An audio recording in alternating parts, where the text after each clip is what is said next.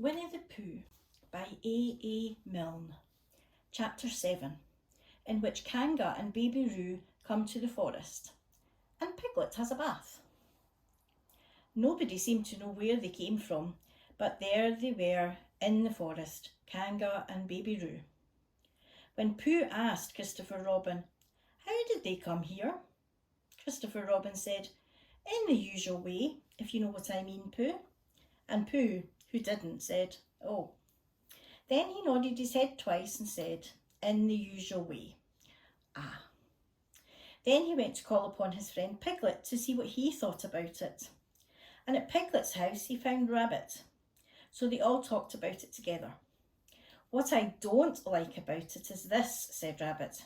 "Here we are, you, Pooh, and you, Piglet, and me, and suddenly, and Eeyore," said Pooh, "and Eeyore, and then suddenly, oh, and Owl," said Pooh, "and Owl, and then all of a sudden, oh, and Eeyore," said Pooh, "I was forgetting him." "Here we are," said Rabbit, very slowly and carefully. "All of us. And then suddenly we wake up one morning and what do we find? We find a strange animal among us. An animal of whom we had never even heard of before. An animal who carries her family about with her in her pocket. I suppose I carried my family about with me in my pocket. How many pockets should I want?" 16, said Piglet. 17, isn't it, said Rabbit, "and one more for a handkerchief. That's 18. 18 pockets in one suit. I haven't time." There was a long and thoughtful silence, and then Pooh, who had been frowning very hard for some minutes, said, "I make it 15. "What?" said Rabbit. 15, said Pooh. 15 what? Said Rabbit. "Your family." "What about them?" Pooh rubbed his nose and said that he thought Rabbit had been talking about his family. "Did I?" said Rabbit carelessly. "Yes, you said—" "Oh, never mind, Pooh," said Piglet impatiently. "The question is, what do we do about Kanga?" "Oh, I see," said Pooh. "The best way," said Rabbit, "would be this. The best way would be to steal Baby Roo and hide him, and then when Kanga says, 'Where's Baby Roo?' we say, 'Aha.'" "Aha?" said Pooh, practising. "Aha, aha. Of course," he went on, "we could say aha even if we hadn't stolen Baby Roo." "Pooh," said Rabbit kindly, "you haven't any brain." "I know," said Pooh humbly. "We say aha so that Kanga knows that we know where Baby Roo is. Aha means we'll tell you where Baby Roo is if you promise to go away from the forest and never come back. Now, don't talk while I think." Pooh went into a corner and tried saying aha in that sort of voice. Sometimes it seemed to him that it did mean what Rabbit said, and sometimes it seemed to him that it didn't. "I suppose it's just practice," he thought. "I wonder if Kanga will have to practice too, so as to understand it." "There's just one thing," said Piglet, fidgeting a bit. "I was talking to Christopher Robin, and he said that a Kanga was generally regarded as one of the fiercer animals. I am not frightened of fierce animals in the ordinary way, but it is well known that if one of the fiercer animals is deprived of its young, it becomes as fierce as two of the fiercer animals, in which case, aha is perhaps a foolish thing to say." "Piglet," said Rabbit, taking out a pencil and licking the ends of it, "you haven't any pluck." "It is hard to be brave," said Piglet, sniffing slightly, "when you're only a very small animal." Rabbit, who had begun to write very busily, looked up and said, "It is because you are a very small animal that you will be useful in the adventure before us." Piglet was so excited at the idea of being useful that he forgot to be frightened anymore. And when Rabbit went on to say that kangas were only fierce during the winter months, being at other times of an affectionate disposition, he could hardly sit still. He was so eager to begin being useful at once.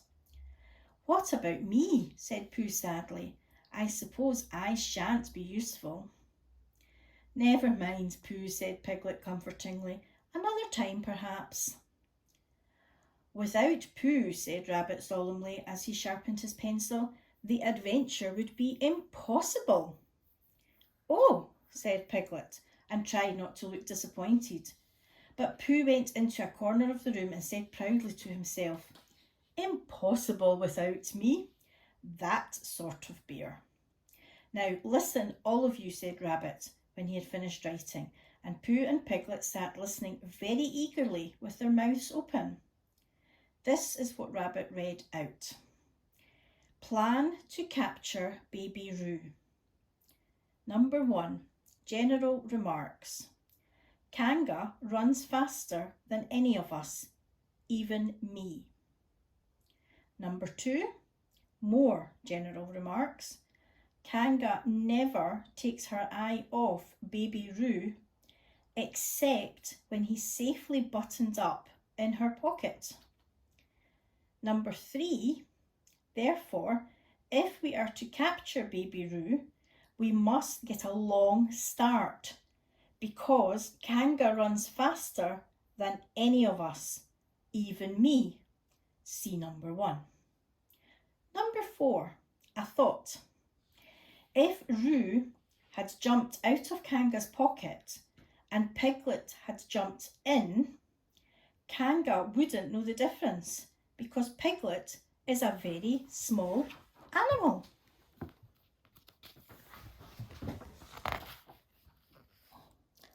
Number 5, like Roo. Number 6, but Kanga would have to be looking the other way first so as not to see Piglet jumping in. Number 7, see number 2.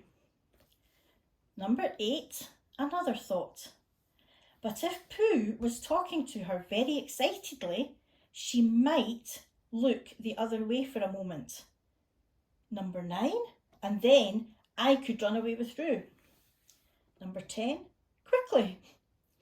Number 11, and Kanga wouldn't discover the difference until afterwards.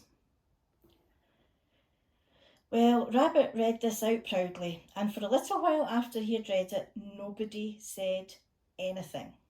And then Piglet, who had been opening and shutting his mouth without making any noise, managed to say very huskily, "And afterwards?" "How do you mean?" said Rabbit. "When Kanga does discover the difference?" "Then we all say, 'Aha!'" "All 3 of us?" asked Piglet. "Yes." "Oh, why, what's the trouble, Piglet?" "Nothing," said Piglet, "as long as we all 3 say it. As long as we all 3 say it," said Piglet. "I don't mind," he said, "but I shouldn't care to say 'aha' by myself. It wouldn't sound nearly so well."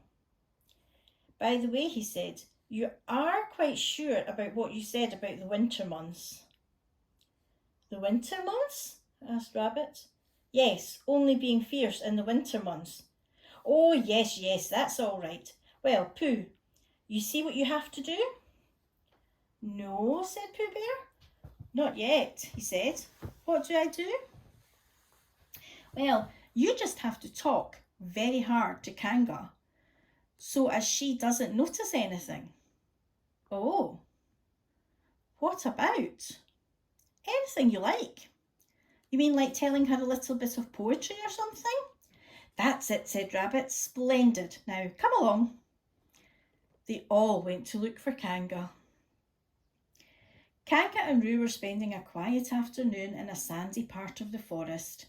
Baby Roo was practicing very small jumps in the sand and falling down mice holes and climbing out of them. and Kanga was fidgeting about and saying, "Just one more jump, dear, and then we must go home." And at that moment, who should come stumbling up the hill but Pooh. "Good afternoon, Kanga. Good afternoon, Pooh. Look at me jumping," squeaked Roo, and fell into another mouse hole. "Hello, Roo, my little fellow." "We were just going home," said Kanga. "Good afternoon, Rabbit. Good afternoon, Piglet." Rabbit and Piglet, who had now come up from the other side of the hill, said, "Good afternoon," and "Hello, Roo," and Roo asked them to look at him jumping, so they stayed and looked. And Kanga looked too. "Oh, Kanga," said Pooh after Rabbit had winked to him twice, "I don't know if you're interested in poetry at all." "Hardly at all," said Kanga. "Oh," said Pooh. "Roo dear, just one more jump and then we must go home." There was a short silence while Roo fell down another mouse hole. "Go on," said Rabbit in a loud whisper behind his paw. "Talking of poetry," said Pooh, "I made up a little piece as I was coming along. It went like this. Now let me see." "Fancy," said Kanga. "Now, Roo dear." "You'll like this piece of poetry," said Rabbit. "You'll love it," said Piglet. "You must listen very carefully," said Rabbit. "So as not to miss any of it," said Piglet. "Oh yes," said Kanga, but she still looked at Baby Roo. "How did it go, Pooh?" said Rabbit. Pooh gave a little cough and began. "Lines written by a bear of very little brain. On Monday, when the sun is hot, I wonder to myself a lot. Now is it true or is it not that what is which and which is what? On Tuesday, when it hails and snows, the feeling on me grows and grows, that hardly anybody knows if those are these or these are those. On Wednesday, when the sky is blue and I have nothing else to do, I sometimes wonder if it's true that who is what and what is who. On Thursday, when it starts to freeze and hoarfrost twinkles on the trees, how very readily one sees that these are whose, but whose are these? On Friday, yes, it is, isn't it, said Kanga, not wanting to hear what happened on Friday. Just one more jump, Roo dear, and then we really must be going. Rabbit gave Pooh a hurry-up sort of nudge. Talking of poetry, said Pooh quickly, have you ever noticed that tree over there? Where? Said Kanga. Now, Roo. Right over there, said Pooh, pointing behind Kanga's back. No, said Kanga. Now jump in, Roo dear, and we'll go home. You ought to look at that tree right over there, said Rabbit. Shall I lift you in, Roo? And he picked up Roo in his paws. I can see a bird in it from here, said Pooh. Or is it a fish? You ought to see that bird from here, said Rabbit, unless it is a fish. It isn't a fish, it's a bird, said Piglet. So it is, said Rabbit. Is it a starling or a blackbird, said Pooh. That's the whole question, said Rabbit. Is it a blackbird or a starling? And then, at last, Kanga did turn her head to look. And the moment that her head was turned, Rabbit said in a loud voice, In you go, Roo. And in jumped Piglet into Kanga's pocket. And off scampered Rabbit with Roo in his paws as fast as he could. Why, where is Rabbit? Said Kanga, turning around again. Are you all right, Roo, dear?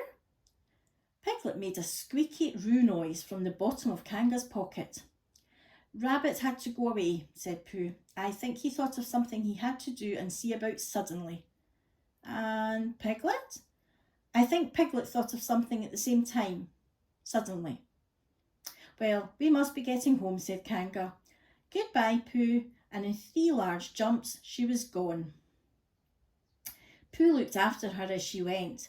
I wish I could jump like that, he thought. Some can and some can't. That's how it is. But there were moments when Piglet wished that Kanga couldn't. Often, when he had a long walk home through the forest, he had wished he were a bird. but now he thought jerkily to himself at the bottom of Kanga's pocket. If this is flying, I shall never really take to it. And as he went up in the air, he said, ooh, and as he came down, he said, ow. And as he was saying, ooh, ow, ooh, ow, ooh, ow, all the way to Kanga's house. Of course, as soon as Kanga unbuttoned her pocket, she saw what had happened. Just for a moment she thought she was frightened, and then she knew she wasn't, for she felt sure that Christopher Robin would never let any harm happen to Roo. So she said to herself, if they are having a joke with me, I will have a joke with them. Now then, Roo dear, she said as she took Piglet out of her pocket, it's bedtime. Aha, said Piglet, as well as he could after his terrifying journey. But it wasn't a very good aha, and Kanga didn't seem to understand what it meant. Bath first, said Kanga in a cheerful voice. Aha, said Piglet again, looking round anxiously for the others. But the others weren't there. Rabbit was playing with baby Roo in his own house and feeling more fond of him every minute, and Pooh, who had decided to be a Kanga, was still at the sandy place on top of the forest, practising jumps.